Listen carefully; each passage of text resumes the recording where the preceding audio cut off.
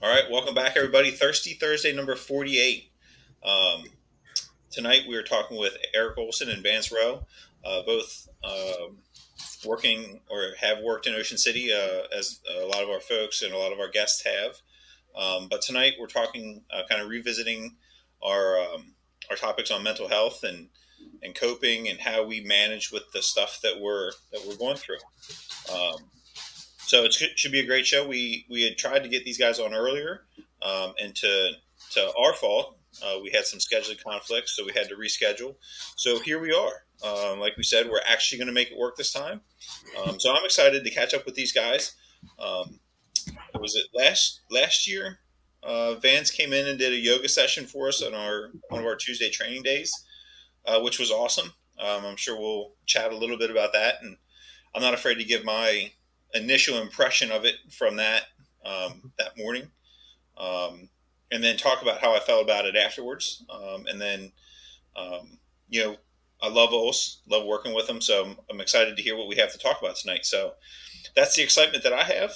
Cheers, gentlemen. It's good to see you guys, and we'll kick it down to Trevor to kick it off. Great, thanks, Ben, and happy New Year to everybody. I'm really happy that Vance and Olson are on with us tonight. Just for disclosure, I worked directly and indirectly with these guys over the years. Great working relationship with everybody. And something else, Ben, a little trivia for you.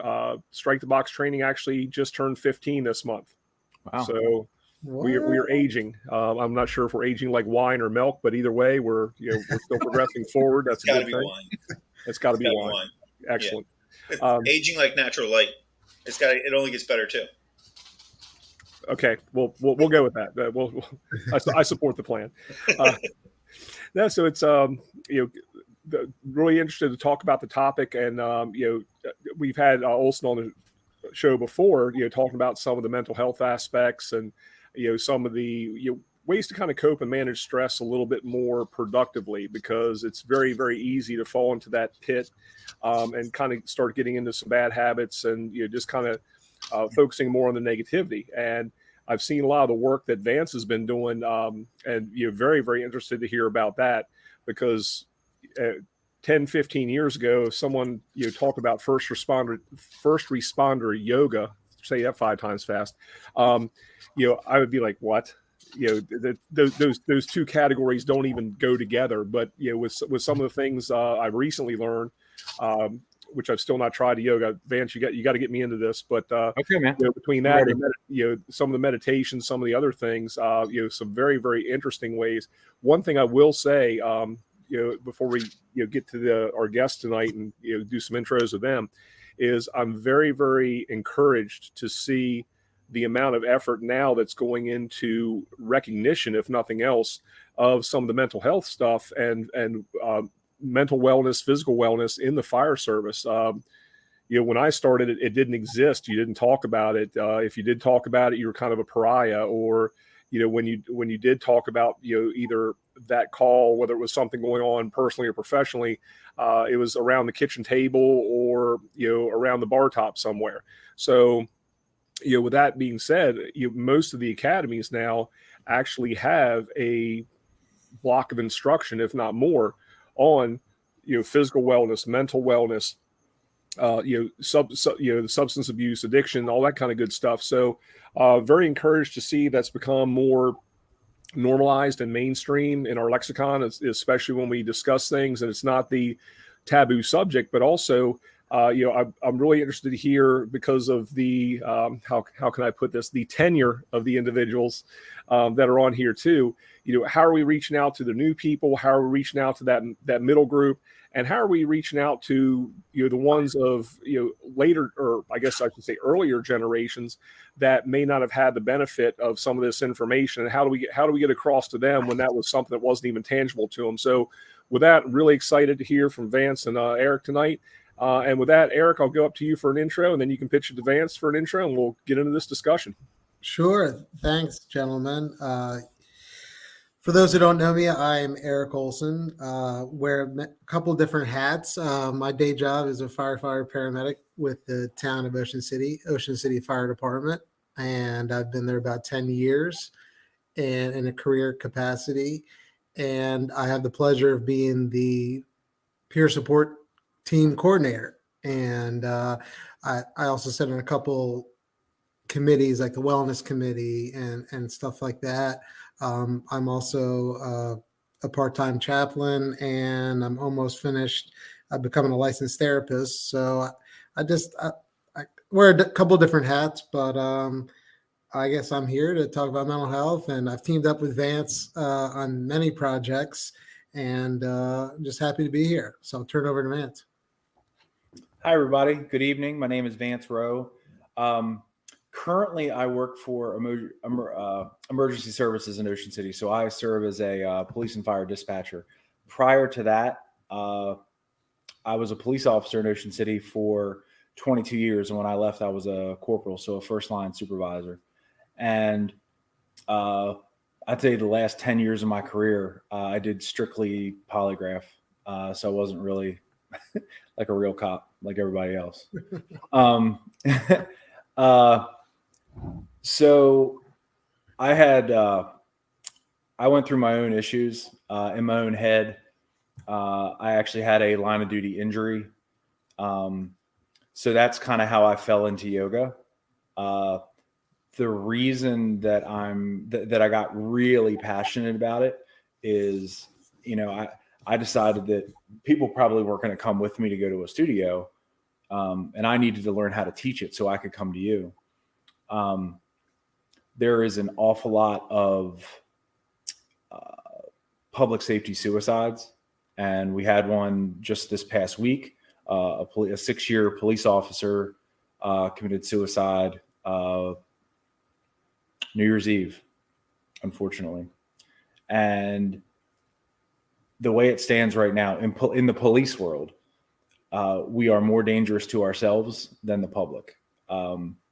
Suicide numbers are higher than line of duty deaths. And me getting into yoga, me wanting to teach yoga, that's my part of trying to reduce that number. I would like to significantly put a dent into that number. So that's why I want to teach cops and firefighters, military people that are just like me, just like the rest of you guys.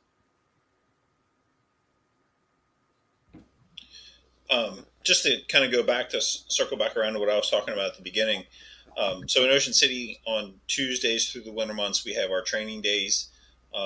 And Eric is a part of the peer support team and the wellness committee for the department, is organizing these different people to come in and talk about nutrition, talk about breathing techniques, and just different aspects. And Vance was one of our guests one morning, as I had mentioned, did about an hour of yoga. And I remember there was a rumor going through the mill around each station. We're like, we're gonna have to do yoga. Just let me come in, do my class, whatever it is. Let me go to lunch. Just let me do our thing so we can move on. And even that morning, Vance was there, did basically the same intro, talked to us. Me being newer in Ocean City, on the full-time side at least, hadn't met Vance or hadn't worked with him very much through my part-time years. But tells us about that, and then we get into it, and it was like, oh, this is cool. At the end, there were some of us that had fallen asleep. That wasn't me. I promise, it was not me. But he even, Vance, you even mentioned, if you fell asleep, that's okay. Yeah. That's cool. That's good. That means you're relaxed. You're in a good place.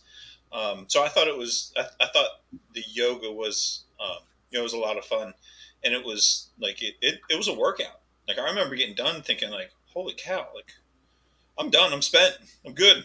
The only other yoga I'd done before that was beer yoga. What's beer yoga? Beer yoga was it was at there was a brewery in Del Mar, and you would sign up for it, you pay for whatever, you get 2 beers, and you got 2 beers with your registration. Not to say that that's where it stopped, but you could get more. And you'd be going through your poses, all right, downward dog. I'm not even sure which position that was. and then you like set your glass or your cup down, and you like work around it, and then you get to a different pose, and you're doing another little sip. So it was cool. It was fun. Right. Ben, you know that was goat yoga, and that was just to make the goats look better. Right. Is that why it smelled like that? I thought it was me. Could be. Look at this guy. Got another gun. Yeah. Welcome, Mike, Mike. you're ready for introductions. You're right in time. Yeah, we'd like to welcome Vin Diesel to the show. Oh, I'm sorry, it's Mike Wood. You guys up a little bit. All right, I'm back. Sorry about that. Hey, guys, sorry I'm late. All good, all good. How are things up the road? Busy. Fairly busy right now. Nice. But busy isn't bad. Yeah. Yeah. Anything good? Not yet. Not yet. Okay. But any minute now. Any minute now. Love the optimism. Right.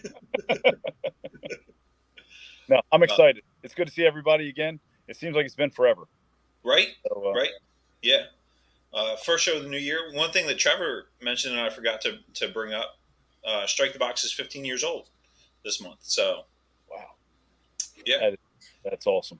Yeah. Yeah, that's good stuff. A lot of good work from Bobby and Trevor and the guys that came before us. So that's good stuff. Or came before me, I should say. So, we're just kind of getting started, kicking it off. Eric and Vance just did their intro. So if you want to do a quick intro and then kind of go where the conversation takes us. Yeah. Again, happy to be back and looking forward to the night. Been working with Eric on some stuff for Ocean City, and he has come through in an amazing fashion with a presentation that he put together. And he's also been doing a couple other things for us involving mental health, and it has just been amazing. The buy-in from the department, and then the willingness of so many of these members to just kind of grab the flag and lead the charge on different aspects of what we do. So I'm excited for tonight, and I'm excited to hear what he has to say. Yeah. So in talking about that, like at the end of our yoga session from last year, like I said, it was definitely something I would do again. I know my wife likes to do it, so we haven't had a chance to do the yoga again. But again, it is something that's a good time. So if it's something that your department's going to offer, take advantage of it. Go into it with an open mind. A lot of times, I think in the fire service, we have this. Again, I think a little bit goes back to the stigma, but it's like if you're at work, be at work. If it's part of work, do it. Like you're going to be there anyway. So all right, now I'm going to shut up. That was my part. Also, you want to talk a little bit about I think the last time we talked about this, it was the resiliency, and I know you're not a huge fan of that term, but kind of the latest on where we are as far as fire service, emergency services, and like our mental health, and then we'll maybe transition into ways to build that and kind of protect that. Sure. I think when I was on last time, it was with Rick George, that was fun. That was a cool cat there. I still want to visit him, but resiliency. It's not. I mean, it's a wonderful word. It's just a $2 word nowadays, but it's. I think we focus a lot in. I think now where are we at now? Where I see we're at, and again, just my opinion, where I think we're at is awareness phase is over. Again, this is Eric Olson's opinion, no one else's opinion. That that we need to start talking about things. That mental health is not taboo. It's quite right in our lives every day. It's not going to go away. So let's deal with it, and let's deal with mental health is just a component of health and wellness in general. It's physical, it's emotional, it's financial, it's everything. It's it's a biopsychosocial wheel. But where I see us now is let's start doing things, and I don't really think it's that important where you go with it, as long as you do something. And what I'm very proud that we do at Ocean City, and I really can't take the credit. I take it to the leadership to command staff that provided us the platform and the opportunity that we can insert little tidbits of health and wellness in our training days and throughout the year. But like having Vance, I mean, I never would have thought 10 years ago that we were going to have this guy that's going to teach us yoga.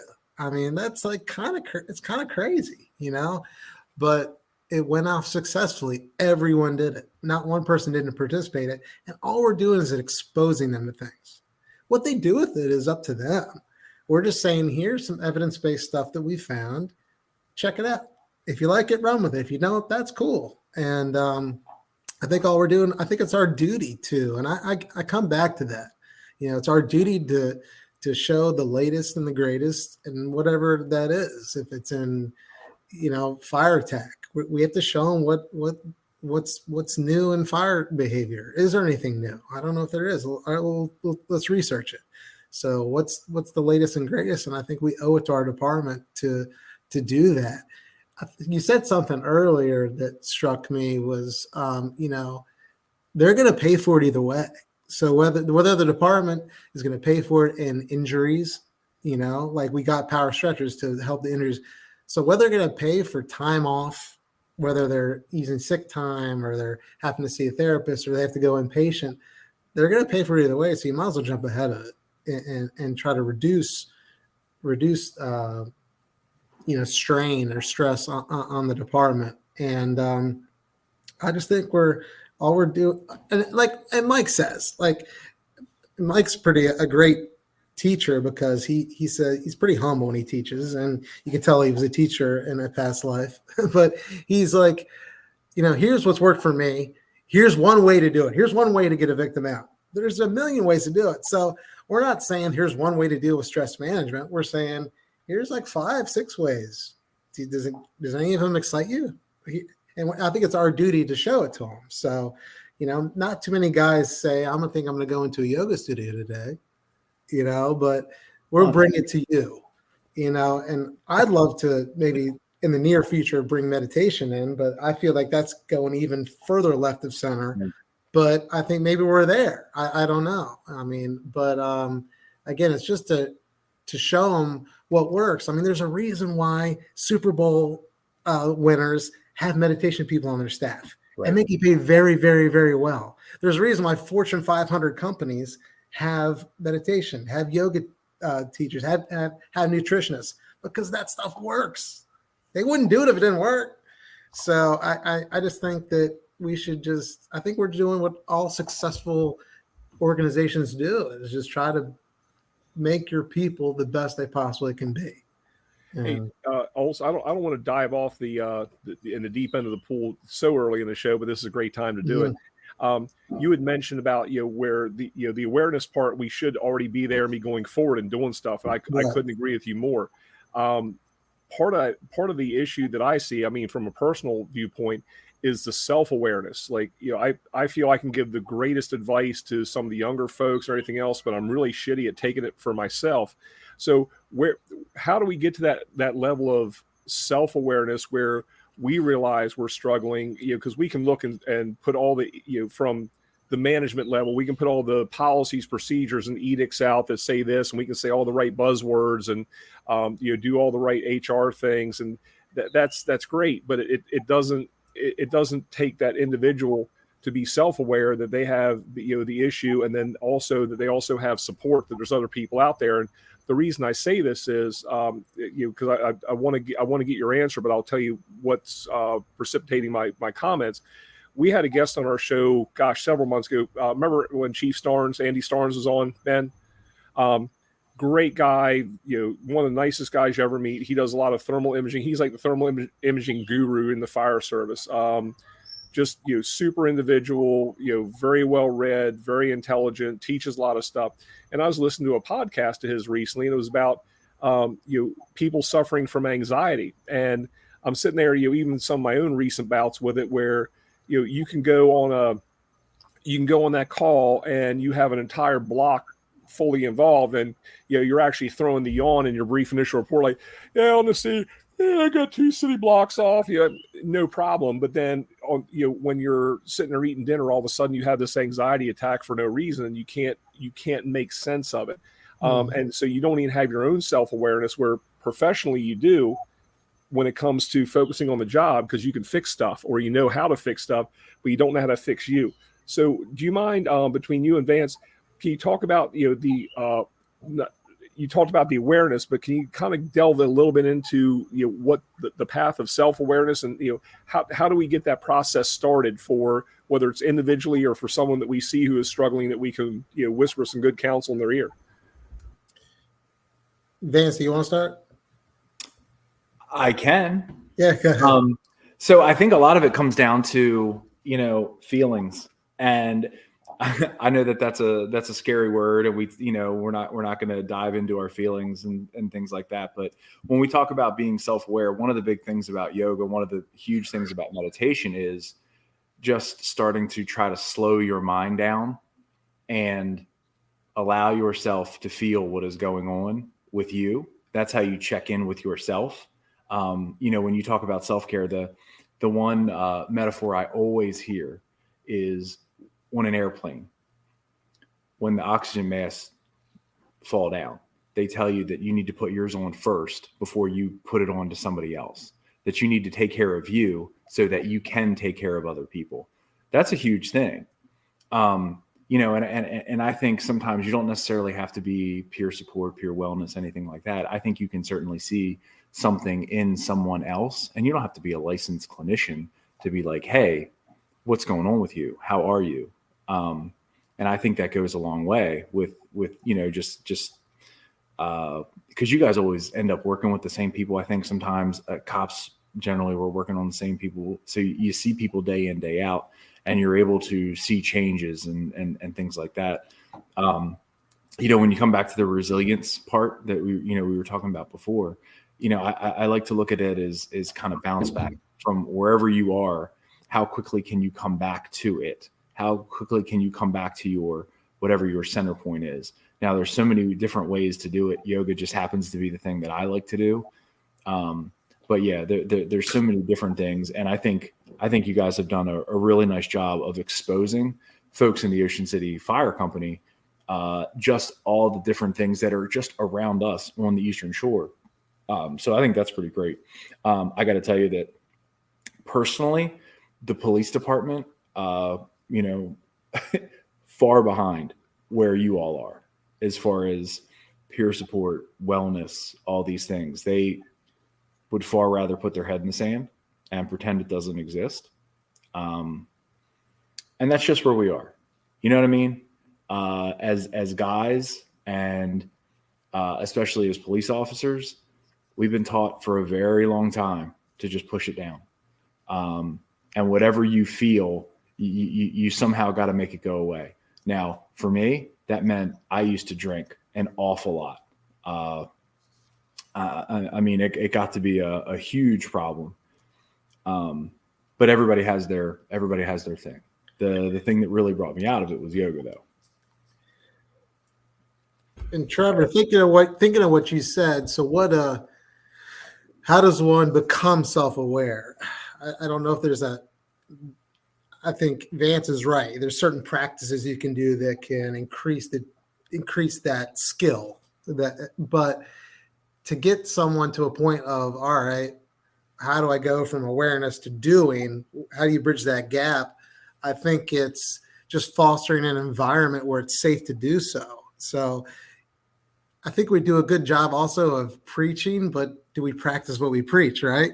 So, and I'll pick something that I'm very guilty at. I add a lot to my plate. I love doing. I'm addicted to motion, is the one of my favorite books said. But I'm kind of okay with that. Like I'm a point in my life where I don't really have a lot else going on, and I get a lot of value out of work. I like it. But if I'm not sleeping every night, if I'm spending 6 nights in a firehouse, and I do this sometimes, so I'm not the best example. So I need to really look at myself. They're like, oh, look at the peer support guy. He's like, he's not sleeping. He's not really a good picture of health. So I think we need to start leading by example more. Maybe I'm talking to myself right now. We need to lead by example more. So we're kind of, we follow actions way more than we do words. So if we start showing people, this is the kind of culture we want to cultivate and embrace and promote, so it's okay to ask someone for a therapist number. It's okay to say, man, Eric, I just had this crazy dream. Do you think it's weird? I don't know. So maybe we just start fostering an environment where it's cool to talk about this stuff. And not, there's that one place I forget which department I read it in, but they had an SOG that says you cannot badmouth a call when you come back from to the station. So it was like, the purpose behind that was, I'm kind of paraphrasing. So if you you revive someone from Narcan and you came back and the one guy's like, man, we shouldn't have Narcan. We should just let him die. That stupid junkie. Again, you could call that a benign statement, but what if someone around that table is suffering and someone in their family suffering? They're like, well, this is not a safe room to say that in. So they made SOGs towards the point of, we're going to change the culture. So physically and actually changing, not just talking about it. So I think that will help someone be self-aware. So they might be self-aware, but I'm still not going to say shit, can we say that? I shouldn't have said that, but I don't know what's going to get someone but self-awareness is the first step. So one of the big things, and I actually just happened to be listening to a podcast this afternoon, and it has to do with sleep. That we don't take care of ourselves sleep-wise. Now, listen, I know that when you all are working, there's a chance maybe you can sleep. There's a chance maybe you don't sleep. That's just the kind of the chance that you take, and you try to catch up on all those hours, when you're off. But I know when I look at the police world, when you're working the mandatory overtime, the 50 hours to 60 hours, and then you get off in the morning and supposed to go to court, and then life, and maybe you got to take your kid to childcare or something like that. So you sleep for like 2 hours, and you come back and do another 10 or 12 hour shift. It's just not healthy. It's just not sustainable. There is not enough energy drinks at the 7-Eleven for me to drink to be able to run like that for days. And it's just bad on your system. And if you don't allow the system to rest, it's going to fail you. So that I know that for me, that was one of the big things that I had to prioritize. Well, and Vance and Eric, let me ask you this, and I'm going to throw two topics out there real quick. One is dumbassery and the other is silos. And the dumbassery is that I think a lot of us have tools at our disposal, but we don't realize how to use those tools in different situations. And what I mean is, I'm sitting there thinking about anxiety. I might be driving to work and there's no tangible trigger of why all of a sudden I have this anxiety building up. I can't attribute it to anything. And then all those years that I've taught SCBA and SCBA boot camp and survival skills, where we teach breathing techniques and box breathing and 3-5-7 technique, and to have psychological grounding. Wow. I'm in my silo because, it's not fire service related. I didn't apply that where, like what you're talking about, Olson, is, some of the meditation techniques actually use the exact same thing. It's just in a different format, and it's different visualization. And, the special operators in the military use a different visualization, but the same technique. And it's like, wow, why didn't I see the capabilities of this tool that I already knew how to use, but I didn't use? That's one of the silos. The other silo, I think, too, is, we need to start kind of bridging the gap. Look, we know there's collective bargaining agreements. We know there's, labor management, all this kind of stuff.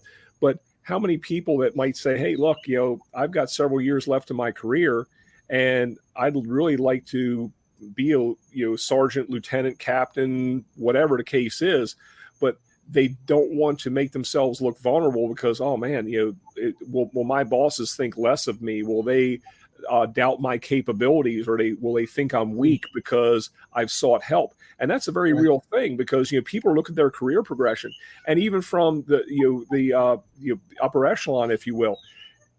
Guess what? The people with the glitter shit on their collar also, they got issues.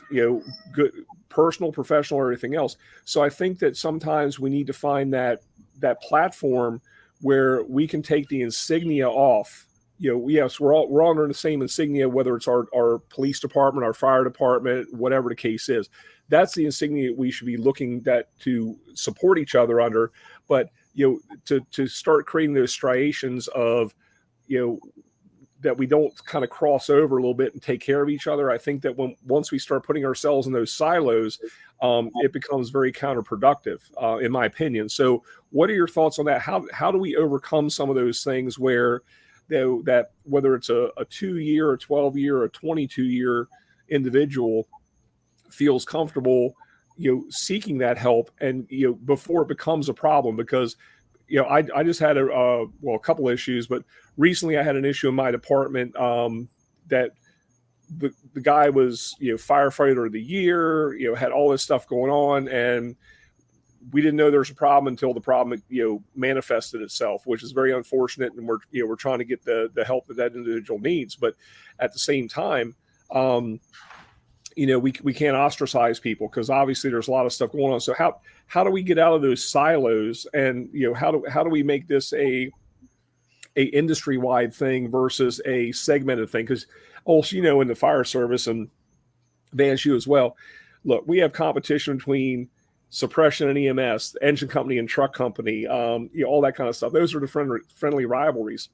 And but how do we kind of get rid of that stigma? Because the stigma is there, but how do we get rid of that stigma, especially when it comes between like the labor and management issue? And that might be too deep of a question to get into tonight, but how do we do it on a departmental level versus here's what's good for the brass, here's what's good for the boots on the ground. It's good for everybody. So how do we approach that, in your opinion? So there's a couple questions in there. Yeah. And let me say, so that was a shitstorm I just threw at you. So I do want to tell you that, listen, any of my mental health issues, they manifested as anger. And the reason I had a lot of frustration with working with commanders inside of my police department because I couldn't stand hearing the term, well, that's the way we always did things. I mean, it's the worst, right? Anyway, so, I mean, I've been in therapy for 8 years. I've been on medicine for 6. There was a point that I would not have told you that. There was a point that I would have been like, I can't be a cop and have done that. But I just, one of the things that I've really learned, and this is working with Eric, this is working with people like Heather Brown. I need to share what has happened to me because it's going to help somebody else. I was in a really, really dark place and nobody would have ever known to see me. Now, Trevor, when you talk about somebody that you never would have seen, the one thing that I've learned in doing this kind of work is it's not the slug that you tend to have a problem with. It's the doers. It's the ones that are out front that, something might go on with it. And I'm not saying all of them, but for whatever reason, it's these people that have this high motor, they're constantly producing and, things may not go right in their mind. And that's when things start to go bad. Now, for me, you want to know how to bring it into your department. It's got to be top down. It's got to be that chief has got to be like, listen, this is a priority. I care about every single one of you. I brought you in here for a 25-year career, and I intend to keep you for that entire 25-year career. I've heard stories. Listen, I'm listening to a guy named Doug Monda, and I was down in Virginia Beach like 2 months ago, and he is one of the only people that I've ever heard talk about like gun to his head, pulls the trigger, and lives.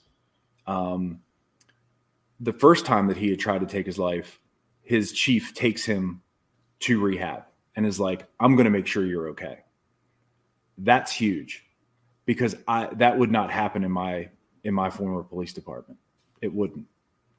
And I don't even know what would happen if one of our people was like, I need help. Now, I am certainly willing to do whatever. I have made some connections over the last 2 years that, certainly could get people into recovery, keep it nice and quiet. They'd have to take a leave of absence, things like that. But at some point, there's going to be questions. And I wish I had a better answer of how do you make it acceptable. It's just there's still a very old guard inside of our police department that is like, listen, you guys better suck it up and deal with it, because that's what I did. And that's just not a good answer anymore. Yeah, and I agree with you that that's a horrible answer. But the other thing I look at too is the sincerity, and I'll share this with you real quick. And and kind of I want you guys to continue on with it. But I remember many moons ago, early on, when CISD became a thing, and we couldn't even spell CISD in the fire department at that point. But we had a lifeguard who went into cardiac arrest on the beach, struck by lightning, and it was pretty nasty call. And we did what needed to do, and we were ordered to go to this debriefing. So of course, we're like, also you were saying earlier, hey man, look, I'm at the end of my shift, let me go home. And everyone handles things differently, but to me it was more like the short-term and long-term effect. But this was like checkbox psychology, that in our opinion at that point. And so long and the short of it is, we were all ordered to go, after our shift. We just worked at 24, got our asses kicked, busy summer day and night. And then we go, and there's this poor psych nurse who has never once set foot in the firehouse or anything else. And she was doing the best she could, but she's telling us, what we should feel in the next, 3, 5, 10, 24 hours, this, that, and the other. And we stopped her and said, ma'am, look, we understand why you're here, what your mission is, but please just, we don't want to be rude, but you don't do what we do, we don't do what you do, and let's just kind of get this done and be efficient. And of course she had a mission, and we treated her like crap, probably. I mean, in her mind, I mean, I felt so bad for her, but nevertheless, I still remember that to this day, is that was probably the most counterproductive effort to try to address a very significant call. And there was not, after that, it was totally checkbox. There was no follow-up, months, years down the road. It didn't really matter, because we did the right thing, and we brought the CISD, people in to do the thing at the time. So we've come a long way since then, which I'm very, very grateful for. So kind of circling back to what I was asking before, I think that Vance, I agree with you completely. It needs to be from the top down, but it needs to be not only sincere, but the top needs to be educated on it. Because, I'll say this as a department head, as a chief, I'm, jack of many trades, master of none. And that's where you have to reach out to those subject matter experts or those people to say, what do I need? Not, you can't inflate yourself and say, so shall be done. We're going to mandate this training, that training, goat yoga, mental health counseling. It has to be appropriate to that probie, that 2-year member, 5-year member, retiree, everybody in between. So what would you guys recommend? And I guess that's part of the self-awareness of management as well. What would you guys recommend as far as a good pathway to have a productive conversation about this versus a checkbox conversation? Well, you hit a couple things, is kind of throwing all your questions into one. So how do you meet the 18-year senior person? Use your term, the words you just use, meet them where they're at. So you don't send the 2-year peer support worker that's like, I'm here to listen. And they know the active listening and they know empathetic skills, and that's great. But the 18-year on the job person doesn't want the 2-year peer support worker. God bless that peer support worker. We need them. So what you do is you try to find a peer support that's in the same bracket of experience. And if you don't have one, you outsource it. So you'll say, you know what? I got a buddy in the fire department across the way that maybe you can talk to. So there's no rules. You try to meet the person find the person what they need and get them what they need. So it is important if you have someone in a peer support role that you have an array of people. Like we have Dwayne Phillips on our team. He's about to be retired. So when he's retired, I'd like to keep him on the team as a retired peer support member, because that is a population that gets overlooked. And I think you both have hinted on it. That is a very vulnerable population. So that is a way to help the senior people, have senior peers. But one thing I do want to, as far as the forced help, that's an archaic thing that hopefully nobody's doing anymore. And system is fantastic, but it's got some great things in it. But unfortunately I do a decent amount of debriefings. I'm very comfortable with them. I'll be doing one next week, but you kind of go in there and you see what happens. You're there for support. It's voluntary. It's still confidential. You just have to treat it as, all right, what do you guys need? Where are you guys at? Take the temperature. And you do some psychoeducation, but you more just are there to kind of like do an assessment.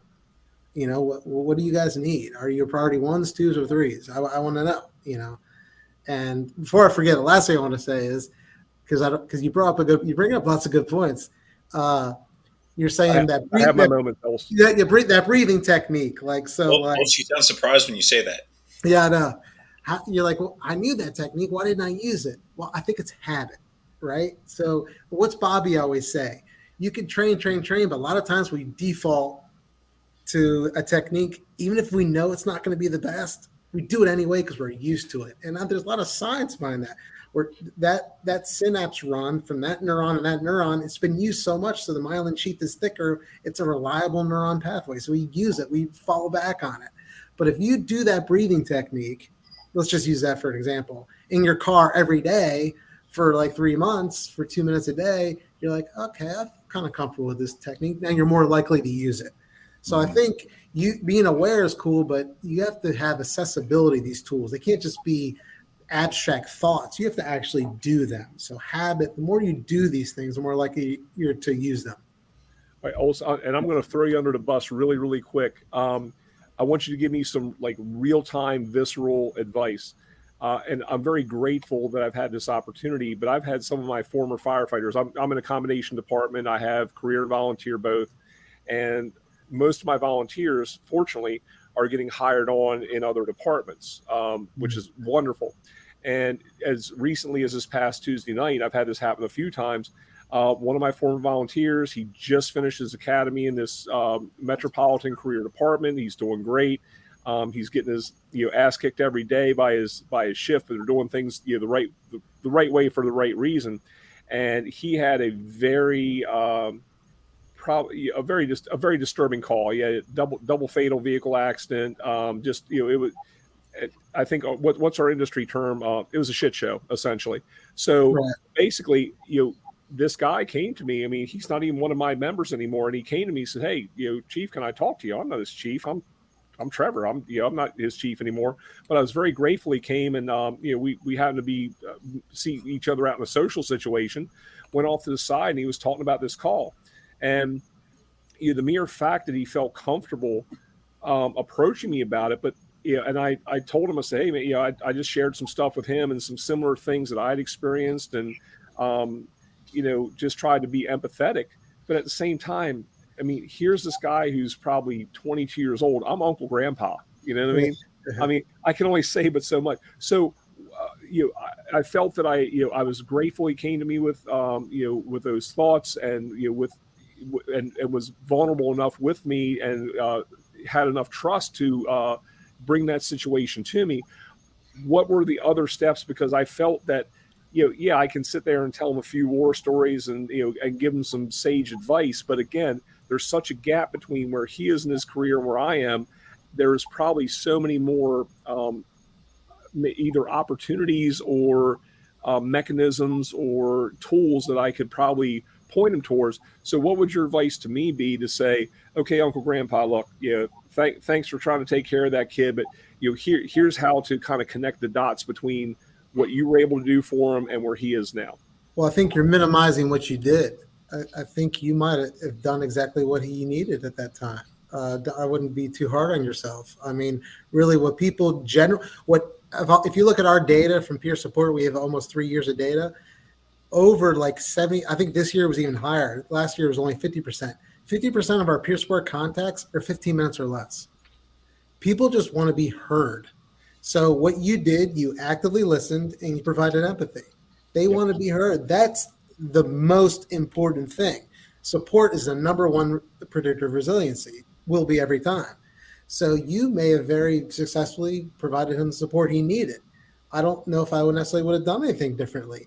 Maybe if you felt after that conversation with that young kid that he kind of worried me a little bit. All right, well that's good. So your radar was going up. Maybe have a younger peer check in with him the next day and be like, hey man, thanks for sharing that with me. I really appreciate it. Everything you said was between me and you, but I have someone that actually might have some similar experiences. Do you mind if I give him your number and he'll give you a call tomorrow? So then you're giving permission to have someone else check on them that might have the more, more shared experience in special age group. But it sounds like you did a good job. I wouldn't minimize what you do. Half of what we do is just talking to somebody else. Yeah, and that's awesome advice. And I think what you just said about having the respect, because certainly you don't want to betray their confidence, because that's part of the stigma that we deal with. Yeah. It's hard enough to say, hey man, I'm struggling. But I think also that's great advice, is to reach out to them and get their permission, or say, hey, I've got another resource. Here it is. Here's a tool for your toolbox if you choose to take it. Never wait for them to call you back. You always call them back. So you never wait. Say, hey, give me a call tomorrow. No, they're not going to call. You call them. So you make sure you have their number. That's a rule I learned the hard way. That's great advice, brother. Thank you for that. And I can tell you, Trevor, us being at very different points in our fire service career. What are you trying to say, man? Looking for someone with the sage advice, and having mentors that are in those advanced positions. Because like I when I started in the fire service, I had mentors at different points. I had senior firefighters, engineers, lieutenants, captains, assistant chiefs, like deputy chiefs, that were all mentors to me, and they still are. And depending on what's going on and how I felt about a situation, like I might have reached out to the deputy chief that I knew or know that this is the person that I want to talk to about this. Whereas something else happens and it's like, nope, I'm calling Olson, because that's the guy I want to talk to about whatever situation it is. And I think, one of the things that we had talked about was the silos of all of this and the departments being separated. But I think one of the things that we don't give that credit for is like the crews that work together. So right now I get to work with, and I've mentioned him before, Jimmy Englishman, who I think he's a phenomenal paramedic. He's a great fireman, and he is going to do great things in our department. He's got a lot of experience before he came to Ocean City, but he's 25, 26, years old. And that's young compared to me, and we're both a year or two into the Ocean City Fire Department full time. So there's things that I like, hey man, you probably don't want to do that.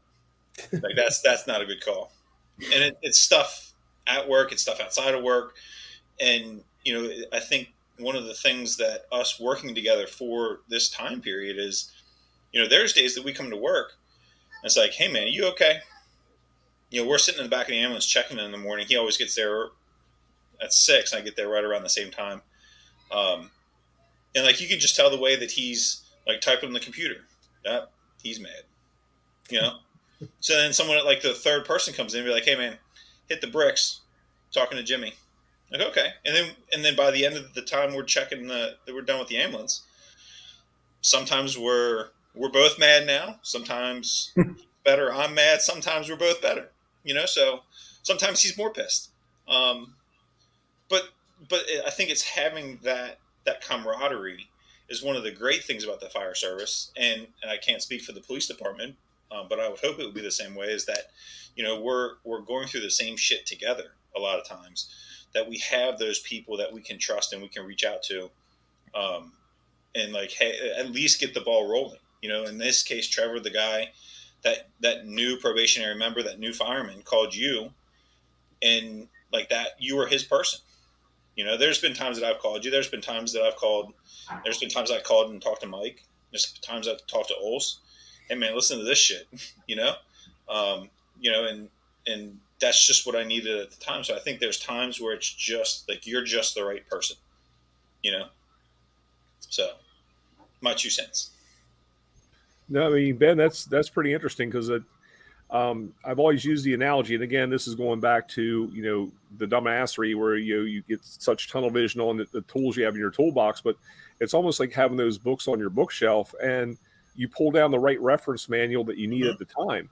And I've used that analogy so many times, and Ben, you just kind of had that that mind blow for me just then to say, hey, it's not that you have the go-to person. You're very fortunate if you have, hey, there's a situation I might feel better talking to Vance about, or to Mike, or to Ben, or to Olson about that. Mm-hmm. And you kind of, if you, maybe that goes back to that self-awareness part, is you kind of realize where those resources are, because if I'm the old retired guy, I might reach out to an old retired guy.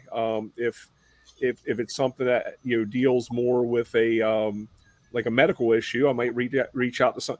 Give me an example, like if I'm a cancer survivor, I might reach out to another cancer survivor. I might not reach out to a person with a diabetic history. Not that they couldn't be empathetic, but there's a little bit of difference between the two. So is that a fair analogy? I mean, Vance and Eric, I mean, is that something that resource wise that if there's something really kind of specific that you kind of reach out to those people and Vance, I look at those silos too, just like we have in the fire department, because I'm sure you had your like patrol division, services division, QRT people, and QRT didn't talk to this and this didn't talk to them because they just weren't the cool kids.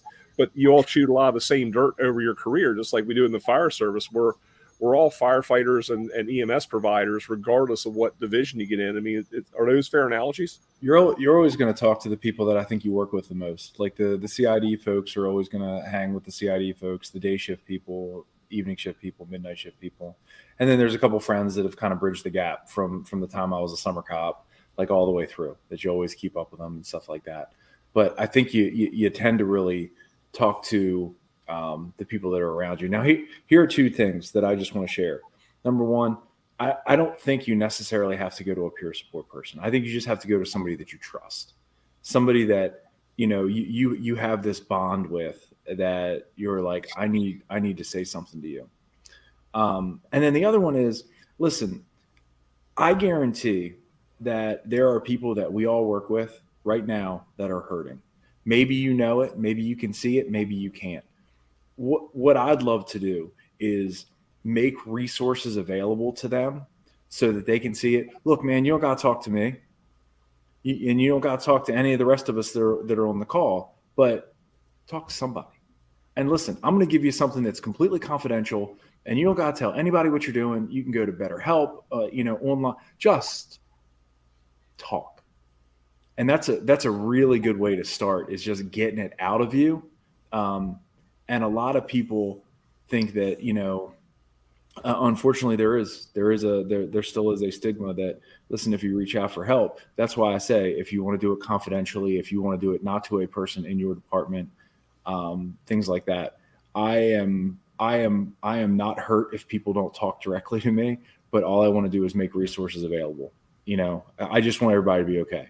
We all started, we all started this career, and the whole goal now is not just to get to the end of our 25, but it's to go so many years beyond this. It's to collect so many years on that pension that the town of Ocean City is like, Jesus, when is this guy going to go? So that's really what I want. I just want everybody to be all right. There's certainly things that are going to happen over the course of your career that are going to change you. It's just, what are you going to do about it? Can you recognize that in yourself, that, hey, something's different? Do I think that in 2000, when I finished my last summer as a summer cop, do I think that 22 years from now, you know what? I'm going to wear leggings a lot and I'm going to teach yoga. I mean, that's not a thought. That's just kind of where I got to. That's good. That's good. I look good in them, but Yeah. So here's a question: Is you tell that to yourself 22 years ago? What is the 2002 response from Vance? you mean like is that getting into yoga and stuff like that? Yeah. Hey, 20 years from now, you're going to be wearing leggings a lot. What and teaching yoga? What is that Vance's response? I would have been like, I would have thought that was very different, and that's that's the best way to put it. Look, when I got into my career, I was like, I want to be on the SWAT team. I want to be on a bike. I want to work as much as I possibly can. And listen, this is me that I had just played 4 years of college football. I had just been a summer cop. I had just finished my 6-month police academy. So I'm feeling pretty like invincible at that point. Like I've had 3 significant injuries in the course of my career, so I've had these 20 years of life. So if you came to me with yoga at that point, I'm not going to say I wouldn't try it, but I certainly was not nearly as open as I am now. Right. And I think that's part of it is a testament of where we have come through that time period. You had to go through the ringer to get there, but look at like the work that Olson is doing now and that you're doing now and the response that you're getting from that younger generation.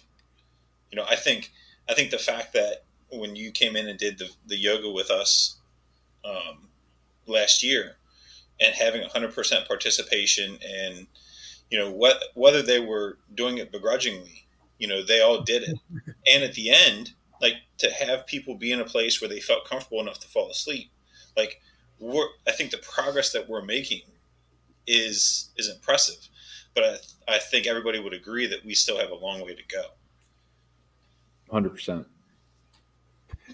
And Vance, I'll kind of paraphrase something I saw you post not that long ago. It's you much rather somebody reach out in their time of need, whether it's 3 PM or 3 AM, versus have to show up to their funeral or their memorial service. Yeah. And I think that sometimes when we start to go down that path and get in that dark place, that we don't realize that those resources are there, or sometimes they're just not available in a timely manner also. And I think that's another aspect that we have to look at, that when people reach out or show those subtle signs, but especially when they actually reach out to some of these places. And I almost look at it like you're trying to sometimes find a contractor for your house. If the contractor is really, really good and really effective, they're usually really busy and they can't get to you for 4 to 6 months. If they're so, they might get to you really quick, but they don't do really good work. So, I find that we're a little bit in that situation as well for the availability of resources sometimes, that when people are kind of reaching out or testing the waters and dipping their toe in to say, hey, man, I need some help, sometimes the availability is not there. So that's something I really think that we need to, try to find a network at least. And, we again, getting out of those silos, it doesn't have to be a fire service person. That might help a fire service individual, but it might be someone who's in public safety who kind of understands at least to kind of get them grounded and started, and then maybe transition them to somebody who's more appropriate. So I agree with you guys completely that, I might not be the guy, or, you might not be the person they need to talk to, but you're going to find the one they do. But even in the short term, just to kind of bridge that gap and say, hey, brother, look, I'm going to help you the best I can, but I've got a much, much better person. Let me get you through these next couple of weeks and kind of get you, let me get you off the ledge, and then, we'll get you into that. So I think it's, very important to do that. And we're glad to see Mike back too. And, Mike had some. Mike, you got a job town?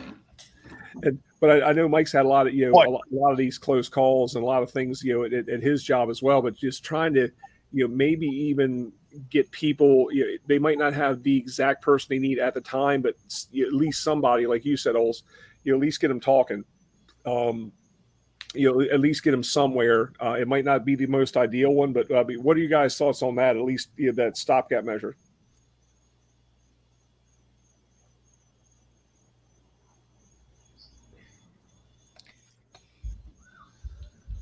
I think you make a good point, Trevor. Like sometimes I think there's a lag in getting somebody, like the right person for them to talk to. But like Olson mentioned, sometimes like just having that person to be that person for being the Trevor for right now, to call to talk about right now, and then to call the next day to fill that gap until, or even for you to recognize, hey, I think this person needs a lot more help than what they realize. Like, they don't need just this conversation. They don't need a check-in tomorrow, and they're on the right track. Like, they're going to need some serious help. They had a significant call. They've had something significant happen at home, whatever it is. But having that person to fall back on, having that safety net initially until they get to the right person, I think is huge. Yeah, it's almost been like a tiered response. I mean, we might, and I can't believe I'm actually saying this because I'm a suppression guy, but even though it might be an ALS call, you send a BLS unit because that's the only thing available at the time to at least go there and evaluate and start to stabilize. And then when the ALS unit is able to arrive, please don't tell anybody I just made an EMS analogy. But I mean, I guess we're on a broadcast now, so I've just been outed. Too late.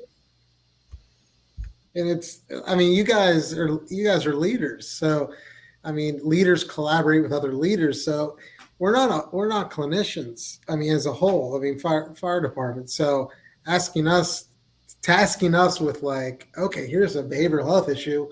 What do? You seek the guidance and help of other people. That's why we have Heather Brown. That's why we have oversight clinicians. And if I don't know the answer, I'm talking to peer support coordinators across the bridge. Mike Wells, who was working with the professional firefighters in Maryland, I talked to him. We were texting last night. I mean, we collaborate all the time. So if you don't know the answer, that's okay. A lot of times I don't. I'll figure it out, and I'll try to get the answer for you. It's just, you just kind of learn trial by fire. And it is, I mean, Trevor's right. I mean, it's hard. There's a wait list. Mental health in general, forget about the fire service. It can be brutal. I mean, you go to these local counseling centers, if you just want to go to couples counseling, regular individual counseling, there's a 4-month waiting list. So, I mean, we're moving in the direction of trying to get a statewide peer program and what that curriculum looks like, and we're working towards having a database of resources. So if Eastern Shore is blocked up, all right, maybe, but there's a first responder friendly therapist in Cumberland that's accepting new patients right now that works with anxiety or PTSD or whatever it is. So, I mean, I think we are moving towards having a more centralized place to look for help. No, that's good. I mean, and I found that to kind of be a little bit of the stumbling block is that in the people's hour when they really, really, really need somebody or need that quick intervention, it seems to be, it's almost like calling the suicide prevention hotline and they put you on hold. It's like, for suicide, press 1, for depression, press 2. It's like, people need kind of that immediate thing. So, I think it's important for us also to, recognize the, maybe the supply versus the demand, if you will, but also be able to maybe take some of those intermediate steps, or at least to do something, to keep those people stabilized and keep us all stabilized until they can get to that specialist or that person who gels with them. Because, Olson, you're probably, would agree with this as well. You might go to a therapist or a counselor or anything else, and if you don't have the trust or that interaction, it's nice that they have the letters behind their name, but at the same time, if you don't feel it's being productive, people are going to kind of bow out of that situation and then not get the help they need. Right. Yeah. Try someone else. I mean, you don't like it, try someone else. If you don't like your primary, fire them, go somewhere else. You should have a good rapport. It doesn't mean that therapy was bad. It just means that it didn't jive with you. That's cool. Yeah, no problem. Well, guys, we're just over an hour, so let's go ahead and do some final thoughts. Um, Vance, why don't we start with you? Just some final thoughts, and anything that you want to. Hey, this is the last thing that I want you to remember from me, or any shout outs.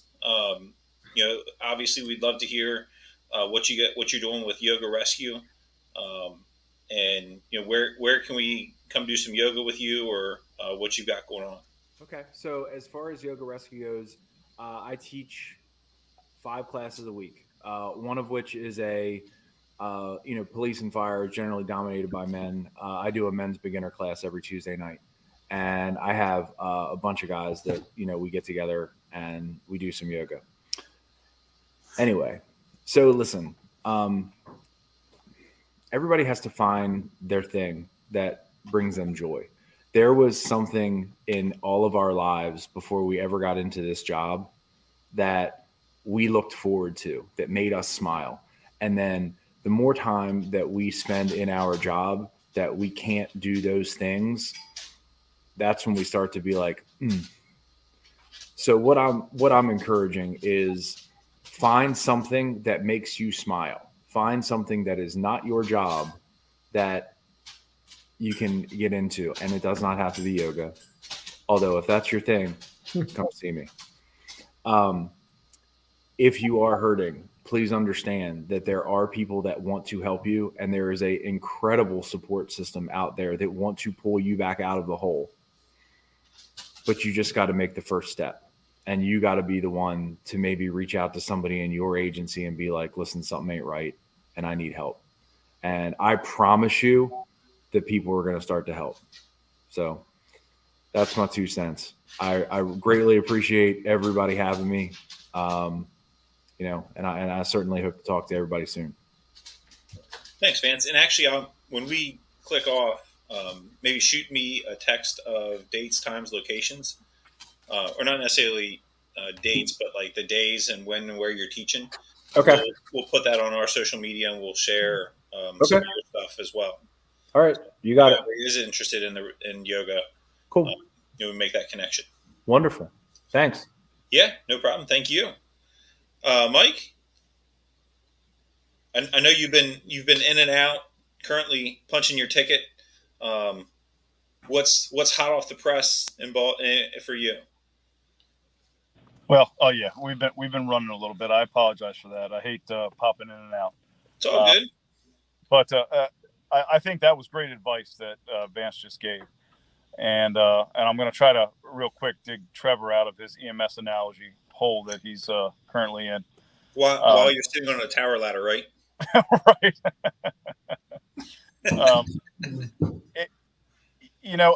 I never did a whole lot of exploring down this rabbit hole, and it is that just because of the different forks in the road when it comes to mental health. And it honestly, it wasn't until Eric started kind of throwing it in my face a lot that I really started to listen and pay attention. And that was actually some years ago in very, very past brief conversations with Eric when I first met him, because he was very passionate about it. And I thought a lot about that and a lot about some of what he brought to the table following our triple line of duty death that we had almost a year ago here in a couple of weeks. And that was something that weighed heavy on my mind. I knew the individuals very well. I was close friends with one of them, 2, and I was there. So, and in being there and participating in the recovery and looking at the faces of guys that I was beside, and seeing what they were going through, even though all you saw was in some ways blankness. You realize the importance of being able to talk about this, and trying to bring a suppression analogy to it now is that I think one thing that we can't discount is the first alarm of companies that arrive. And in dealing with mental health. What I mean by that is when we get back to the firehouse and we sit around that table after a terrible incident, that initial conversation that gets generated is your first alarm, of people to the rescue. And we get kind of labeled with a very dark sense of humor, and that is because of a lot of the things we see and how we deal with what we see and what we're a part of. But with that said, there is a lot of importance in that humor, especially upon the return of a terrible call. And I think that is a huge takeaway from this. And even though that might have been said, I might have missed it because I wasn't here for the whole show. But understanding that just discussing something right when you return, bringing it up, whether it's bringing it up in a joking fashion or just sitting there and saying that was bad, and getting that conversation started goes a long way for helping people start to open up and get those feelings moving.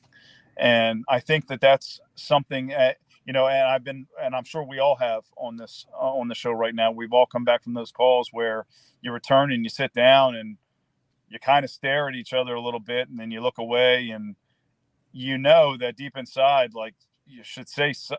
We all probably want to say something, but nobody knows what to say. And I think that this drives home the importance of say something. Just say something. No one's gonna eat your lunch for it. Say something, because you truly are the first alarm to that emergency at that moment. And what comes later is, as far as therapy and specialists and critical incident teams, they're the second and third alarm, such as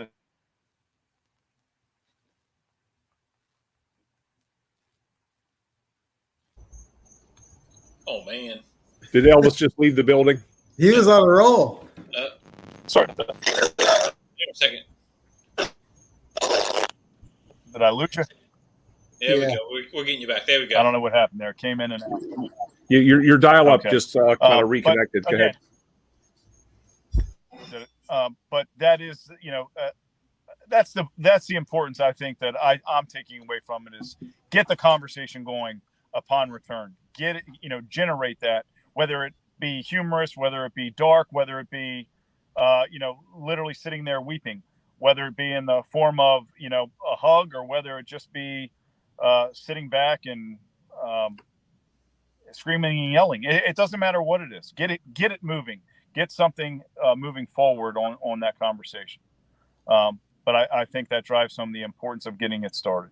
So that's what I got. I appreciate you guys being on. I wish I had seen the whole thing, but I know what Olson brings to the table because I get to see it almost on a daily basis. Absolutely. But thank you. Thank you, Mike. Have a safe trip tonight. Ols? If I could piggyback Mike said say something, I'll say do something. If you're whatever wellness program your police or fire has, it doesn't have to be just do something. Just start somewhere. Do anything. Just start. So whatever you think it is, you can't go wrong. I also would say that just dealing with mental health specifically, we're going to talk about mental health. It is not easy. So don't feel like you have to have all the answers, because the professionals don't have all the answers. I think of just try to help and reach out for help. The helpers need to have help. Call me, call Vance, call Mike, see if you have any. All right, what should I do next? We'll figure it out together. I figure it out on the fly all the time. It's one big improv show, So like practicing medicine, dealing with behavioral health emergencies, we're practicing dealing with mental health emergencies. It's you learn and you by trial by fire. So just know the most important thing is, like I think Trevor was hitting home pretty hard, was your members know that you're there for them. You might not know exactly what you're going to do, but just let them know that you're there for them. It's the perceived support. The only two plugs I guess I'll say is I have the privilege of leading meditation at Zena Wellness in Berlin every third Monday now at 7:00.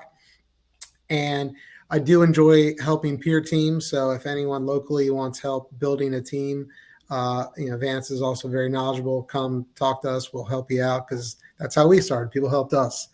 And if I do want to do a plug, it will be there's a first responder conference here in Ocean City March 30th to 31st.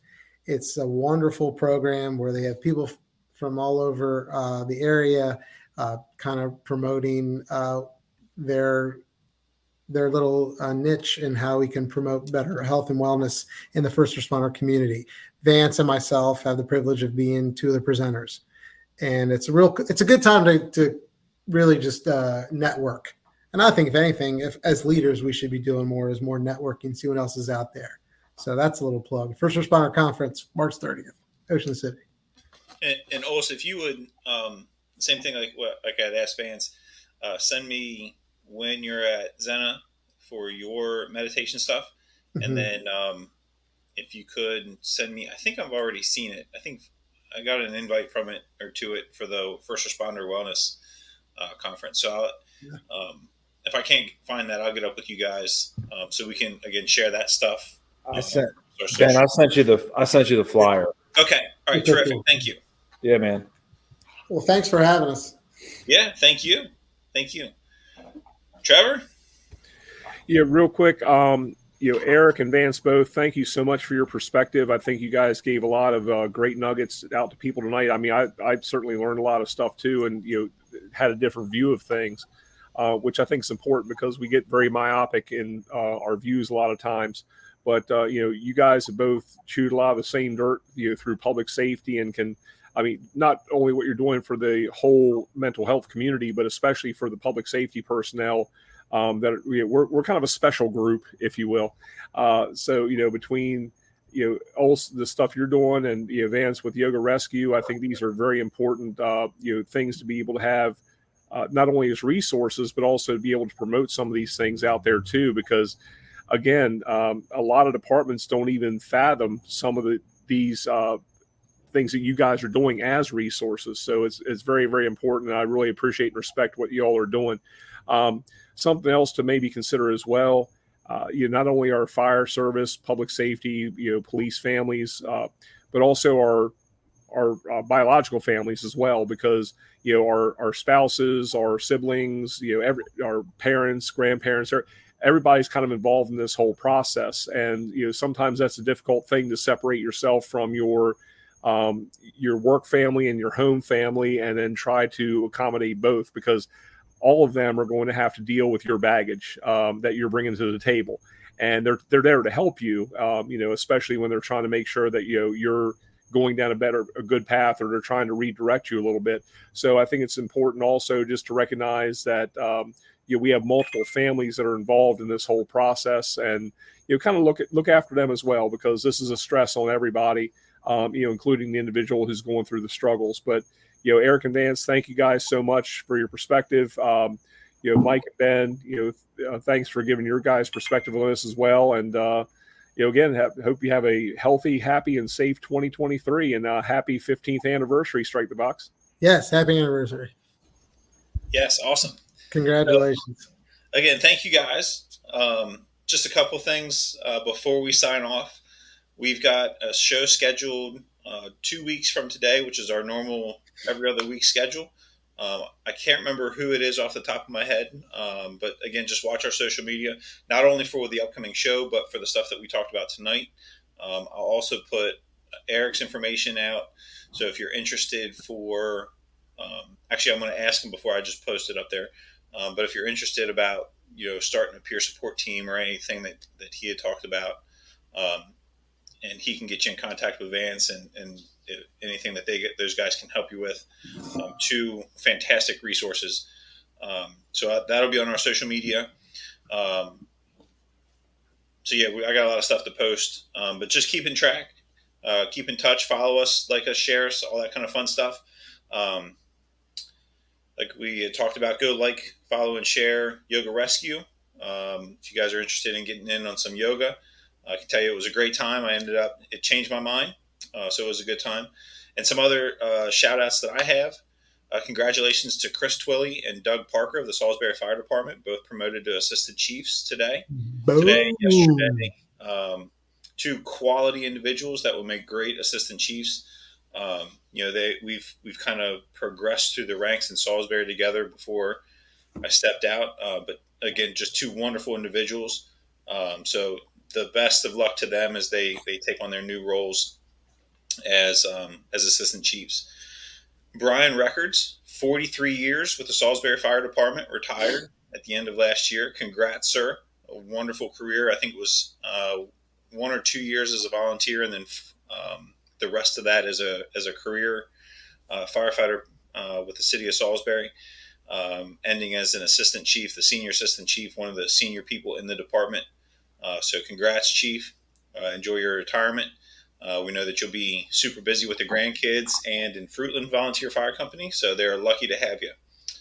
I don't know if anybody is following it like I am. I think it's kind of well known, at least through our group, that if it's going on with lithium-ion batteries, it's kind of my thing. I'm a little bit of a dork about it, but it is what it is. I'm working on it. I'll talk to Olson about it. But the FDNY, who has been running more of those incidents probably than anyone else in the country right now, or at least they're making it more well known, which we are extremely grateful for, because that is a cluster and a half. They're posting some year-end data on their social media, so if you're interested in that, go check that out. The number of fires that they ran last year compared to years previous is just unreal, and the injuries and deaths associated with that are up a lot. So go check that out. And if you don't know what I'm talking about at all, go check it out, and then check out the rest of their information and follow up on that, because that is a trending topic that is going to need some serious attention if you don't know what's going on with that. Finally, the one thing I wanted to end with is the passing of Chief Halton. Chief Bobby Halton, who was a previous guest on our show, did a ton for the fire service, and went up through the ranks in New Mexico, was the fire chief in Albuquerque, I believe. Is that correct, Trevor? Went up through the ranks through Albuquerque, left there, he was in, I think, Coppell, Texas, and then finally was the editor-in-chief for fire engineering, ran FDIC, which is the Fire Department Instructors Conference in Indy. Just a wonderful human being. His passion for the fire service is unmatched. It has whoever is going to fill those roles. One, you're not going to fill it, but we wish you the very best. What a wonderful person he was, and honored to have had him on the show. As we were getting ready for that, I get a phone call from Oklahoma, and it comes up, maybe Bobby Halton. Remember, like when that first started, like it would give you the name on your phone. And I'm sitting at my parents' house in Pennsylvania. I'm like, there's no way. There's no way Bobby Halton is calling me. This has got to be wrong. Answer it. Hi, Ben. And in the Bobby Halton voice, I was like, no way. Oh, it was so cool. What a wonderful conversation that we had. What a great show that we had with him, which we kind of clipped down and aired when we learned of his passing, just as a little tribute to him. But keep the Haltons in their thoughts and prayers, as well as the Caroline County Sheriff's Office and the family of Corporal Lucas Nagel after he took his life on New Year's Eve. So that's all I've got. Thanks, everybody, for joining. Hope you enjoyed the show. It'll go live as a podcast tomorrow, and hopefully we'll see you in 2 weeks. Everybody take care of yourself and each other. Cheers. See ya.